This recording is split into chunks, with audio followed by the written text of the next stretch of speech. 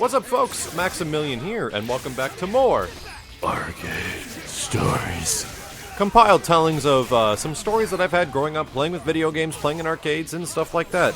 I'm actually going to go a little bit off of the arcade route this time and go over another story that is somewhat related to arcades and around the time, but is definitely doesn't result in arcade games. So this is a story that I've heard a lot of people wanting me to elaborate on, and I did so on one of the Yo Video Games Devil May Cry 4 playthroughs, and some people wanted to hear more, so here it is. Here's Max's Spiderman story.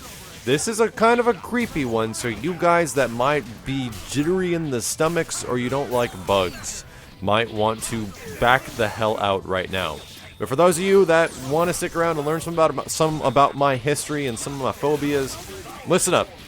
So, I was working around the age of 19 years old at an electronics boutique, in the mall, playing games, going to arcades, all this stuff. Love it, love it, love it. My dad takes myself and my sister to a Lakers basketball game, and everything seems normal and dandy and totally fine. About halfway through this basketball game, I start feeling super weird. It's a real odd feeling when just something just feels wrong inside you and you don't know exactly what it is and you don't know if it's all in your head or not. So regardless, I go throughout the game, I eat some food, and I'm like, I feel like I'm coming down with the early stages of a cold. So nonetheless, that continues, get home, everything's totally fine, and I lie in bed, and throughout this evening, when I'm trying to go to sleep because I have to work the next morning, I have these reoccurring feelings like, I didn't fill out my will yet, like I didn't do all these things I wanted to do in life so far, and I keep repeating and processing these thoughts as I am trying to go asleep throughout this evening, and I have no idea why I'm thinking this, and I actually consciously think, why the hell am I thinking about this stuff all of a sudden? And I start just feeling very awkward, I feel like I'm coming down with something, but these thoughts just keep emanating and reoccurring, and I don't know what to think of it, and I don't actually fall asleep until I would think 4 a.m. in the morning, and I went to bed around 11.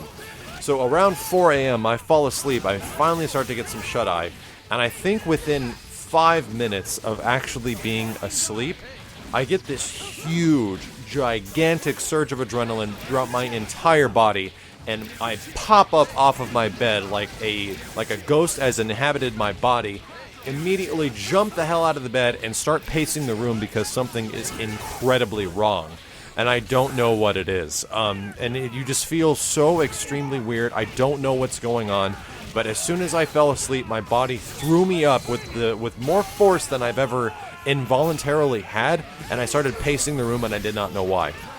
So, long story short, after that happens, I don't want to go to sleep anymore. I'm way too afraid. I feel like I'm going to die if I close my eyes. I go into the bathroom, and I feel something on my back, and I'm like, well, what the hell is this? Still feeling super weird about the thing. I check out this thing on my back, and I have this huge, extremely odd-looking bump on right the middle of my spine.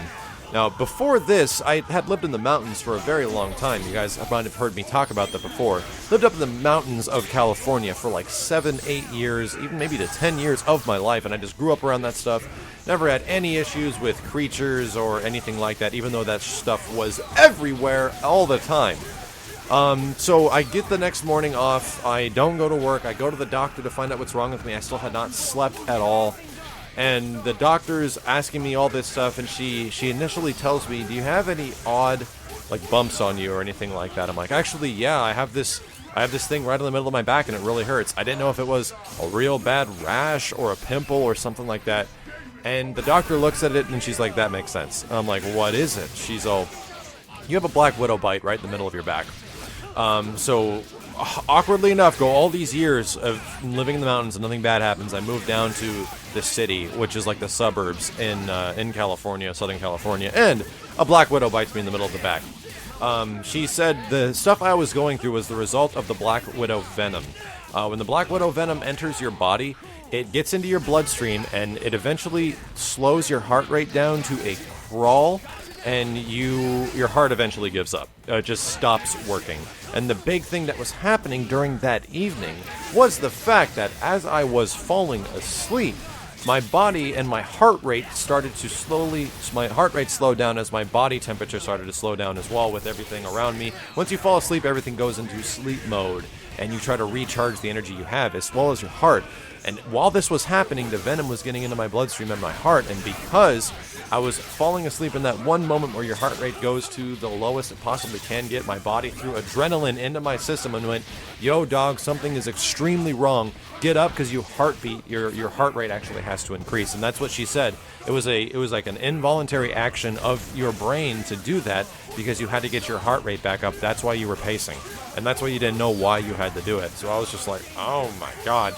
And she said after that, there's a good chance if you had forced yourself to fall asleep, you might not have woken up the next day. And that was a huge head turner. If you guys ever start going through things like that, this is my advice to you. If you start feeling really weird about stuff, having odd thoughts about things and you don't know why, check yourself for bites. Look around your body if you've been bitten by something really odd or something seems to be weird. Anxiety can kind of mask this stuff too if you guys have anxiety problems.